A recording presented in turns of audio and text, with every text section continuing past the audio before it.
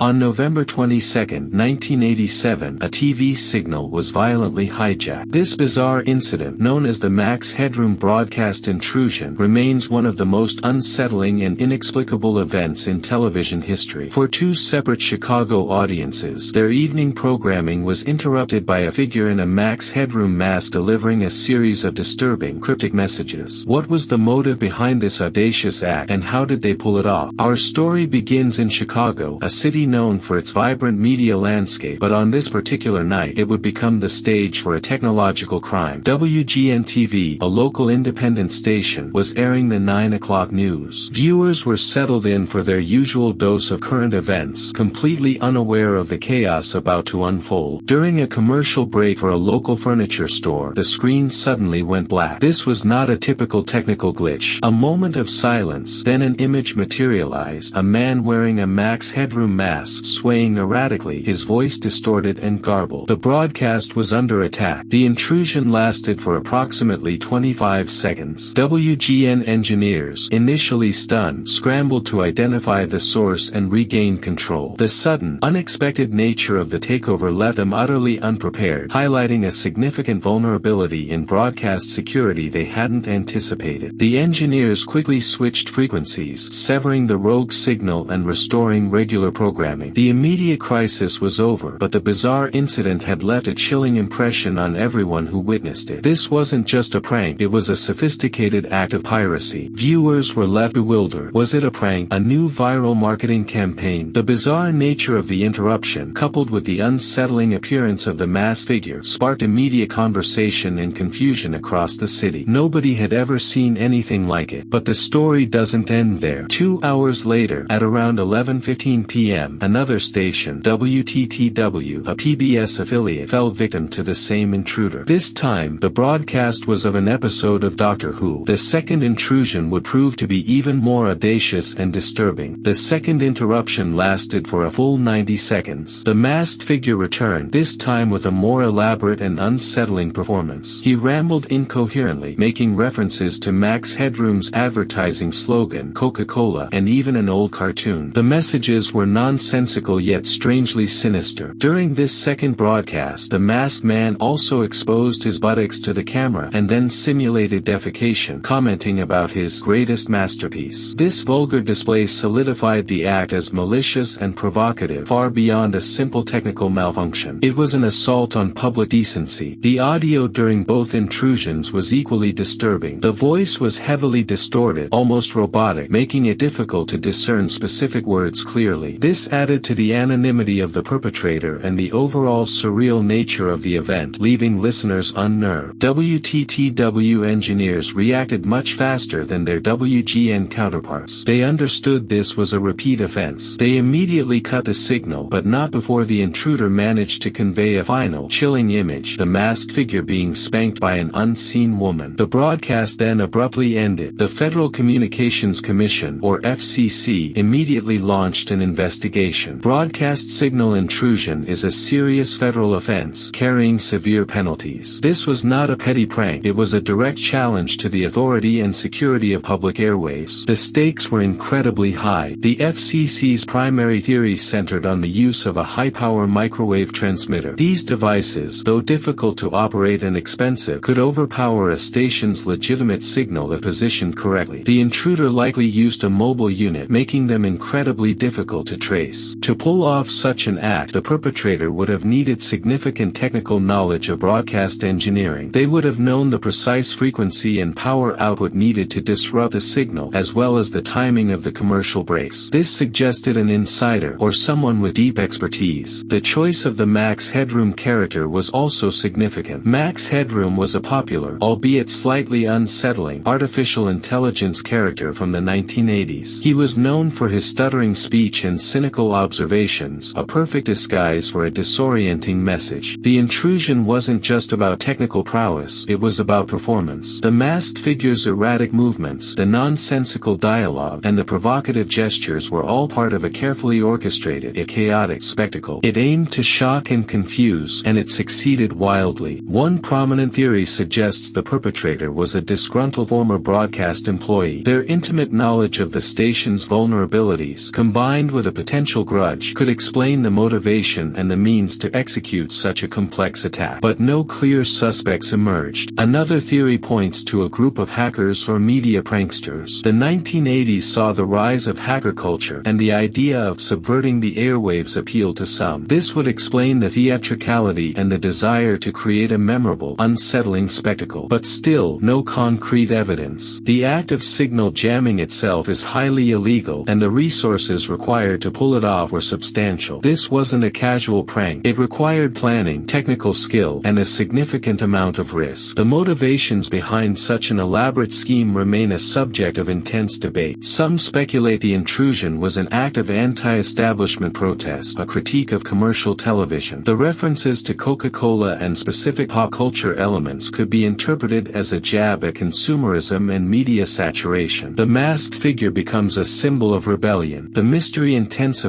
when a local news station, WGN, received an anonymous tape weeks later. It contained footage of the second intrusion, recorded directly from the broadcast. This suggested the perpetrator wanted the world to remember their act, perhaps to sow further confusion. The quality of the video and audio on the tape was remarkably clear, much clearer than what viewers saw on their screens. This hinted that the original recording was professional, suggesting the intruder had access to high-quality equipment, potentially from a broadcast studio. The lack of any definitive leads or arrests over the years has only fueled the legend of the Max Headroom incident. It has become a staple of internet lore, a chilling example of an unsolved digital crime that predates the modern age of cyberattacks. The incident forced broadcast companies and the FCC to re-evaluate their security protocols. It exposed a significant vulnerability in the analog television system, demonstrating how easily a determined individual or group could hijack public airwaves for their own purposes. Despite the notoriety, the FCC never identified or prosecuted any suspects. The case eventually went cold, leaving behind a legacy of unanswered questions and a sense of unease. The Max Headroom intruder simply vanished, leaving only their bizarre broadcast behind. Some internet sleuths have spent years dissecting every frame of the recorded intrusions, searching for clues, hidden messages, or any identifiable features. Yet, the perpetrator's identity remains elusive, hidden behind the pixelated mask and distorted voice. The theory I believe holds the most weight centers on a small, sophisticated group of tech-savvy individuals with a background in broadcast or amateur radio. This wasn't one person working alone. The complexity suggests coordinated effort and a division of labor. Their motive, I believe, was primarily to demonstrate power and technical superiority. It was an intellectual challenge, a perverse game of can we do it rather than a specific political agenda. The crude, nonsensical nature of the message supports this idea of a performance for its own sake. The use of the Max Headroom mask provided both anonymity and a layer of ironic commentary on media itself. It allowed them to mock the very medium they were hijacking, transforming a symbol of corporate futurism into a tool of anarchic expression. The two separate intrusions, hours apart, suggest a mobile operation. They likely drove a van equipped with their transmitter, moving between locations to target different broadcast towers. This tactical approach minimized their exposure and made tracking them significantly harder. The clear quality of the anonymous tape sent to WGN further strengthens the insider aspect. It implies access to professional recording equipment, potentially even a studio environment, to create the original high-fidelity video of their performance before broadcasting it. The group likely had at least one member with deep knowledge of signal transmission and FCC regulations, allowing them to calculate risks and exploit loopholes. This was not amateur hour. It was a highly calculated act of digital rebellion. The crude and vulgar elements, particularly the simulated defecation, were not just random acts. They were designed to maximize shock value and outrage, ensuring the event would be unforgettable and discussed for years. It was a deliberate provocation. Why were they never caught? The limited surveillance technology of the 1980s, combined with their mobility and planning, created a perfect storm for anonymity. They left no digital footprint, and the physical evidence was minimal. The Max Headroom incident stands as a testament to the ingenuity and audacity of anonymous hackers, even in a pre-internet era. It was a warning shot, a glimpse into a future where media could be manipulated and hijacked by unseen forces. It highlights the fragility of broadcast systems and the enduring allure of rebellion against established norms. The masked figure, a symbol of digital rebellion, continues to haunt the edges of our collective collective memory, a phantom in the machine. Even today, with all our advanced forensic tools and digital tracking, the identity of the Max Headroom intruder remains one of the greatest unsolved mysteries of the analog age. Their message, however bizarre, echoed through the airwaves, leaving an indelible mark. The audacity of the Max Headroom incident truly baffles me. How could someone pull off such a sophisticated hack without ever being identified? What do you think was their ultimate goal with these bizarre broadcasts? Share your theories in the comments below. Backhand index pointing down.